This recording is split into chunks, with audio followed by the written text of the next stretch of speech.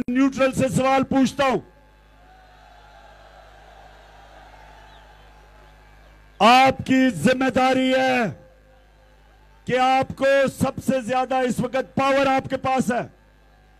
सवाल नंबर 1 कि आपने इस साजिश को कामयाब होने क्यों दिया।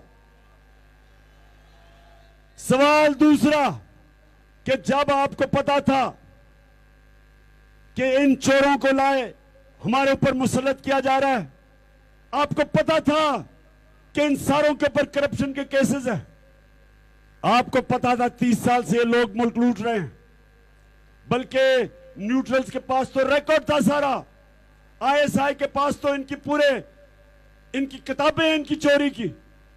मेरा सवाल यह है कि कैसे आपने इनको हमारे मुल्क के ऊपर मुसल्लत करने दिया। इससे ज्यादा मुल्क पर जुल्म क्या हो सकता है कि बाप बेटा दोनों को सजा मिलनी थी। 16 अरब रुपए का एफआईए में केस, 8 अरब रुपए का शहबाज और बेटों का नैब में केस। कैसे आपने इनको, और मैं इलेक्शन कमीशन से पूछता हूं, कैसे आपने इनके पेपर पास किए। कौन सी दुनिया में मुल्क है जो अंडर ट्रायल लोगों को इजाजत दे देता है इलेक्शन लड़ने के लिए। कौन सा दुनिया में मुल्क है जो कि ऐसे चोरों को इजाजत देता है कि सारे अपनी चोरी जो अवाम का 1100 अरब रुपया अवाम का चोरी किया वो माफ करवाए और फिर से ऊपर बैठ जाए। कौन सा मुल्क उन लोगों को इजाजत देता है मुल्क पर मुसल्लत होने के लिए जिन्होंने माजी में आसिफ जरदारी, उसने हुसैन हक्कानी के जरिए अमेरिकनों को पैगाम दिया कि पाकिस्तान की फौज से आसिफ जरदारी को बचाओ।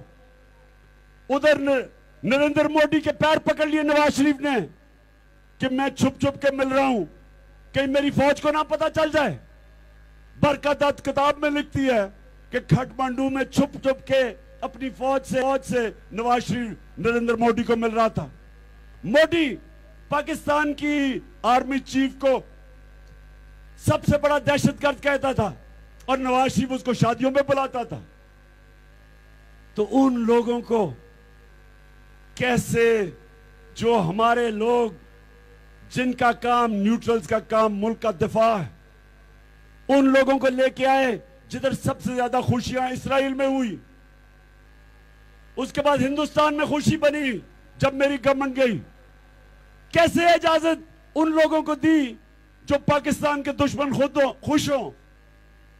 आपका तो सबसे बड़ी ड्यूटी, क्योंकि आपके पास पावर है मुल्क की दिफा करना, तो ये मुल्क से ये जो आपने किया है, और मैं यहां अपनी अदलिया को भी कहता हूं, इलेक्शन कमीशन सब इदारों को कहता हूं कि ये पाकिस्तान के अंदर तारीख लिखी जा रही है। इस मुल्क की तारीख उन किसी को माफ नहीं करेगी जिन्होंने इस मुल्क के साथ ये जुल्म किया। इन चोरों को जिनको खुद एक दूसरे को चोर कहते थे, ये एक दूसरे के ऊपर केसेस करते थे। इनके जो करप्शन के केस थे इनके दौर के बने हुए हैं, जब ये 10 साल में दोनों पावर में थे, हमारे दौर के नहीं। कैसे इजाजत दी चोरों को मुल्क के ऊपर बैठाने के लिए, और कैसे राना सनाउल्लाह जैसा कातिल इंटीरियर मिनिस्टर बना दिया। कैसे हमने इजाजत दी कि इस कौम के ऊपर इन लोगों को लाएं जो कि आपको किसी अब दुश्मन की जरूरत नहीं है, यही वो पाकिस्तान से कर देंगे जो कोई दुश्मन नहीं कर सकता। तो मुल्क की तारीख लिखी जा रही है, कोई नहीं भूलेगा किसका क्या रोल है।